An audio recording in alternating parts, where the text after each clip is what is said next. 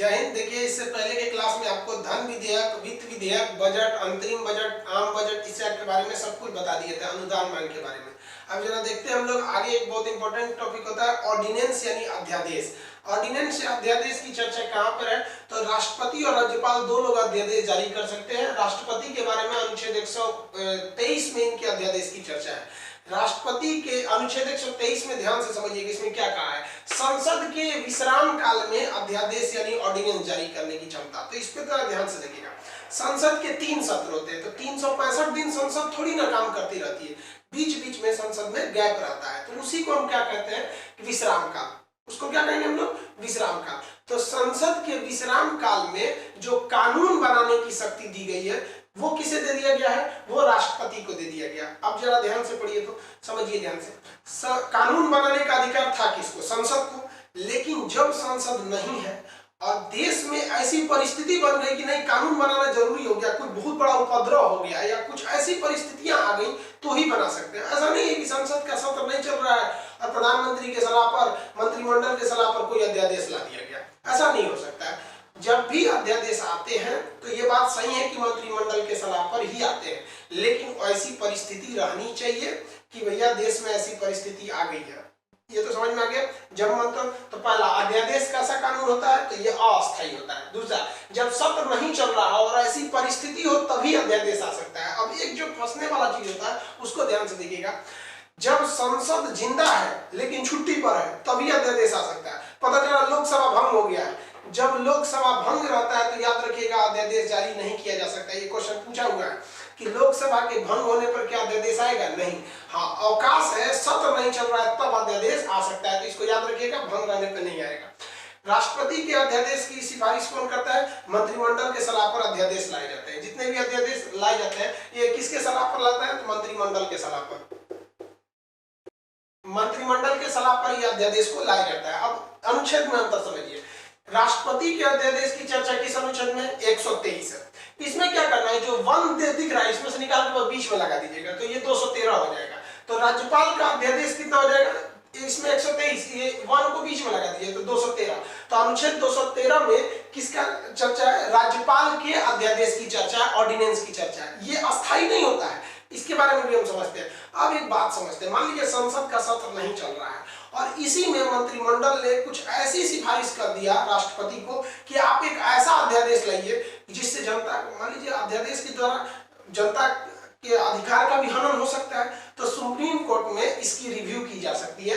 ये दोनों के अध्यादेश की, चाहे वो राज्यपाल का अध्यादेश हो चाहे वो राष्ट्रपति का अध्यादेश हो, अगर ये लोग अध्यादेश जारी कर दी है, यह अध्यादेश किसी के मूल अधिकार का हनन तो नहीं कर रहा है, संविधान के मूल ढांचा के खिलाफ तो नहीं है, या ऐसी असंवैधानिक बातें तो नहीं है, इस सब की भी जांच सुप्रीम कोर्ट कर सकता है। तो जब किसी संसद के फैसले का, संसद के विधेयक की जांच सुप्रीम कोर्ट करती है तो उसे हम लोग कहते हैं न्यायिक समीक्षा, जुडिशियल रिव्यू।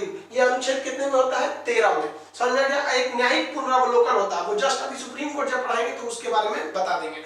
तो राष्ट्रपति या राज्यपाल के अध्यादेश की क्या न्यायिक समीक्षा की जा सकती है? एकदम किया जा सकता है। समझ में आ रहा है आप लोग को? इनकी न्यायिक समीक्षा भी की जा सकती है। अध्यादेश जो होता है ना, ये हमारी लोकतांत्रिक व्यवस्था के लिए एक प्रतिकूल यानी एक निगेटिव चीज है।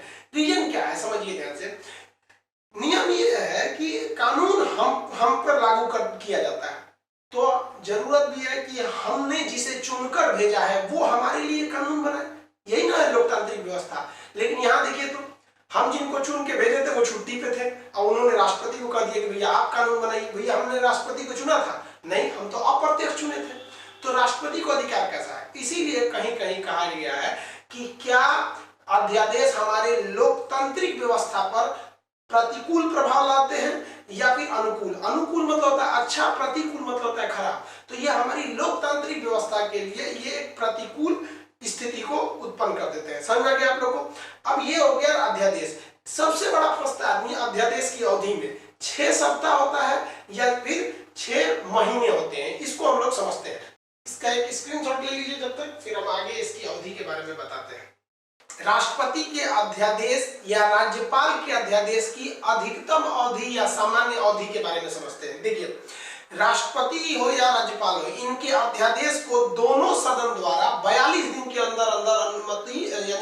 पारित करना होता है, संसद को अनुमति बनानी पड़ती है कि देखिए भैया हम संसद वाले अवकाश में थे, छुट्टी में थे, तब तक राष्ट्रपति जी ने ये कानून बना दिया। अतः अब हम आ गए हैं, अब हमें ये कानून सही है या गलत, हमें इसे आगे एक्सटेंड करना है या नहीं, इसके विषय में उन्हें पारित करना पड़ता है। तो अगर वो 42 दिन में पारित करते हैं तो ठीक है, और जहां संसद चालू होने के बाद 42 दिन का दिन क्रॉस किया, वो अध्यादेश ऑटोमेटिक समाप्त हो जाता है। समझ गया? यहाँ एक चीज बड़ा टिपिकल है, समझिएगा ध्यान से।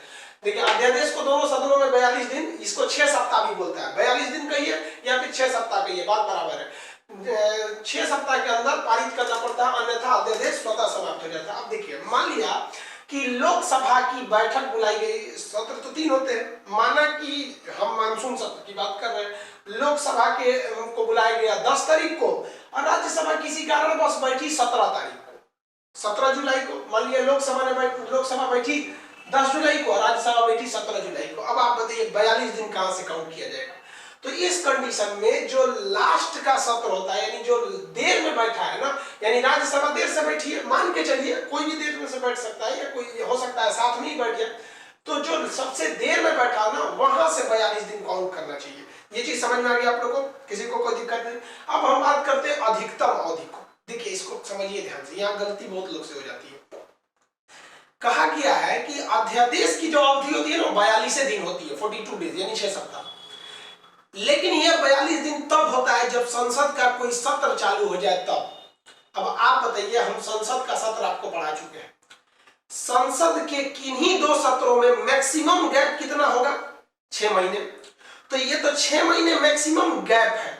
अब इसके बाद 6 महीने बाद सत्र चालू हुआ है, अब यहां से फिर 42 दिन, यानी अगर आपसे कहता है कि अधिकतम अवधि, तो 6 महीना तो 2 सत्र में गैप रह जाता है। अब जब सत्र 6 महीना बाद बैठा है तो फिर 42 दिन देंगे कि नहीं देंगे? तो वही देखिए यहाँ इसके ग्राफ, इसकी मदद से समझिए।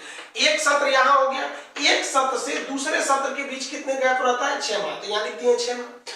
अब यहां से आपको और कितना दिन देना पड़ेगा? 42 दिन देना पड़ेगा, यानी अधिकतम अवधि का है ना, तो इसको ध्यान से समझिएगा, 6 माह प्लस 42 दिन। इसलिए अक्सर एग्जाम में देता है राष्ट्रपति के अध्यादेश की अवधि तो जनरली 42 दिन ही होती है।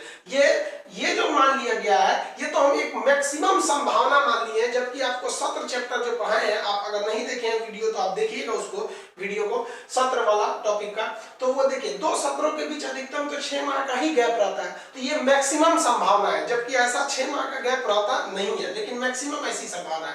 ये समझ में आ गया आप लोगों को? तो ये हो गया अधिकतम अवधि। जनरल अवधि कितने दिन होती है? 6 सप्ताह यानी 42 दिन।